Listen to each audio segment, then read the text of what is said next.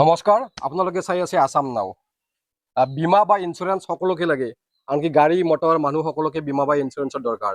কিন্তু যিবোৰ আমাৰ মূল চালিকা শক্তি, যি আমাৰ আধাৰ শক্তি, খাদ্য শস্য বা শস্য, সেইবিলাকক বীমা বা ইঞ্চুৰেঞ্চৰ প্ৰয়োজন নাই নেকি? আৰু সেইকাৰণে আজি আমি উপস্থিত হৈছোঁ হাউলিৰ থকা হাউলি গাঁৱত। আৰু ইয়াত দুজন মানুহ আপোনালোকে দেখা পাব, তেওঁলোকে বীমা বা ইঞ্চুৰেঞ্চ অৰ্থাৎ ফচলৰ ইঞ্চুৰেঞ্চ কৰি আছে। আমি তেওঁলোকৰ লগত কথা পাতিম। চৰকাৰৰ যিটো এইটো প্ৰধানমন্ত্ৰী ফচল বীমা যোজনা, এইটোনো কেনেকুৱা হয়, ইয়াৰ পৰা কৃষকসকল কেনেকৈ লাভান্বিত হ'ব, সেই বিষয়ে আমি আপোনালোকক জনাম। আৰু আপোনালোকে ইয়াৰ পৰা জানিব পাৰিব যে প্ৰধানমন্ত্ৰী ফচল বীমা যোজনা কৰিলে কি হয় বা কেনেকুৱা সুবিধাখিনি পায়, সেইখিনি কথা আমি জানিব বিচাৰিম। ক'ব আপুনি। নমস্কাৰ, মোৰ নাম জহিৰুল হুছেইন। মই ফচল বীমাৰ SBI জেনেৰেলৰ এমপ্লয়। মোৰ আণ্ডাৰত আপোনাৰ বৰনগৰ ভিত্তিক বৰপেটা ৰোড চাৰ্কল, চকচকে চাৰ্কলৰ আণ্ডাৰত আহে। তো এইটো বস্তু আপোনালোকে তো গমেই পাইছে, প্ৰধানমন্ত্ৰী ফচল বীমা যোজনা হয়। তো এইটো আপোনালোকে একচুৱেলি এইটো বস্তু কৰিব লাগে, প্ৰত্যেক ছিজনত এইটো কৰিব লাগে। ছিজনত দুবাৰকৈ হয়, খাৰিফ ছিজন আৰু ৰবি ছিজন। ৰবি ছিজনত আপোনালোকে কৰি থ'ব, খাৰিফ ছিজনত এইটো ধৰা এতিয়া শালি ধান আছে, শালি ধানৰ কৰি থওক। কিবা কাৰণত যদি ক্ষতিপূৰণ হয়, নেচাৰেল যোনটো প্ৰাকৃতিক দুৰ্যোগৰ পৰা যিবিলাক ক্ষতি হয়, এইবিলাক ক্ষতিৰ ওপৰত এইটো আপোনাৰ এই বেনিফিটটো পোৱা যায়। 100 টকাৰ বিনিময়ত আপোনালোকে পোৱা যায়, এইটো বিঘাৰ হিচাপত থাকে, এই হিচাপত থাকে। তো আপোনালোকে এইটো বস্তু সবৰে আপোনালোকে থাকিল যে আপোনালোকে বস্তুটো কৰি ল'ব, কৰিলে আপোনালোকে বেনিফিটটো হ'ব। কিবা কাৰণত যদি বৰষুণৰ বতৰ, খৰাং বতৰ আছে, তাৰপিছত আপোনালোকে শিলাবৃষ্টি হ'ল, তাৰপিছত বজ্ৰপাতত হ'ল, তাৰপিছত আপোনালোকে পোকে ধৰছে বা ৰ'দ বেছি হ'লে ধানত চিটা হৈ যায় বা পোকে ধৰে, সেইবিলাক সেনেকুৱা ধৰণৰ বহুত নেচাৰেল বস্তু হয়। তো সেইবিলাক হ'লে আপোনালোকে বস্তুটো এই পৰিমাণটো যিটো পলিচি কৰা যাব, টাৰ্মটো সময়টো কিমান দিনৰ কাৰণে হয়? এইটো সময়তে এইটো ধৰক শালি ধানৰ কাৰণে এইটো ছিজনৰ কাৰণে এটা ছিজনে 6 মাহ 6 মাহ থাকে। তাৰমানে 6 মাহ মানে এইটো ধৰক শালি ধানৰ কাৰণে আমি কৰি আছোঁ, শালি ধানৰ কাৰণে অনলি শালি ধানৰ কাৰণে হ'ব। এইটো ছিজনটো পাৰ হৈ গ'ল, এইটোৰ ভেলিডিটি শেষ। নেক্সট আৰু যেতিয়া আহিব ৰবি ছিজনত ধৰক ইৰি ধানৰ এইটো ছিজন পাৰ হৈ গ'ল, মানে এইটোৰ ভেলিডিটি শেষ। তেনেকুৱা ছিজন ৱাইজ এইটো হয়, ছিজন ৱাইজ আপোনালোকে কৰি ল'ব। আৰু এনে ক্লেইম যে কৃষকসকলে কেনেকৈ ক্লেইম কৰিব, ক্লেইম কৰাৰ সুবিধাটো বা ব্যৱস্থাটো কেনেকুৱা হ'ব?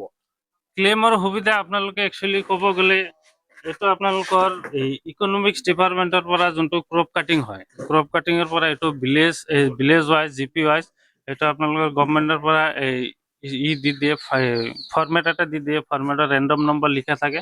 তাৰ ৱাইজ আমি GPS ধান যিটো কাটাৰ টাইম হয়, তেতিয়া আমি ক্ৰপ কাটিং বুলি কয়। এইটো ছিষ্টেমত আপোনালোকৰ ওজন হিচাপত কৰি কাটিং কিনে এটা থাকে, 5x5 মিটাৰ এটা এৰিয়া থাকে, সেইখিনি এৰিয়া কাটি কিনে ওজন জুখি কিনে আমি এইটো ছাবমিট কৰিব লাগে। ইকনমিক্সে ছাবমিট কৰি, ইকনমিক্সে গভৰ্ণমেণ্টত ছাবমিট কৰে। সেই হিচাপত ধৰক যোৱা বছৰ, তাৰ আগৰ বছৰ, এনেকুৱা 2 বছৰ এনেকুৱা চিষ্টেম কৰিব লাগিব। এইবাৰ বোলে কম হৈছে, সেই হিচাপত আপোনালোকে এই পইচাটো একাউণ্টত যায়, ডাইৰেক্ট বেনিফিচিয়াৰী।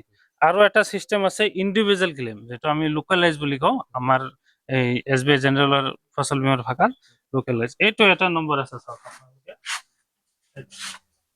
এইটো চাওক, যোজনাৰ অধিক জানিবৰ বাবে ৰাজ্য চৰকাৰৰ দ্বাৰা জাৰি অথবা ভাৰত চৰকাৰৰ কৃষি পোৰ্টেল হেল্পলাইন নম্বৰ, এইটো হ'ল হেল্পলাইন নম্বৰ 14447।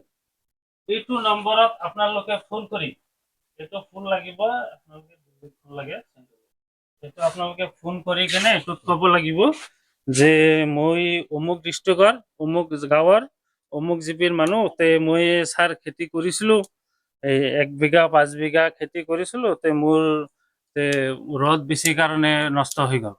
এইটো আপোনালোকে কিন্তু ফোনটো কৰাৰ এটা চিষ্টেম আছে, উইদিন 72 আৱাৰ্ছ, 72 ঘণ্টাৰ ভিতৰত এই কমপ্লেইনটো দিব লাগিব যে মোৰ কালি পানী আহি কিনে মোৰ ধানটো পকি আছিল বা পকাৰ টাইম হৈছিল, মোৰ কালি বৰষুণ আহি মোৰ ধানটো কিন্তু চব নষ্ট হৈ গ'ল। সেনেকুৱা উইদিন 72 আৱাৰৰ ভিতৰত আপোনালোকে এইটো নম্বৰত ফোন কৰি কমপ্লেইনটো দিব লাগে।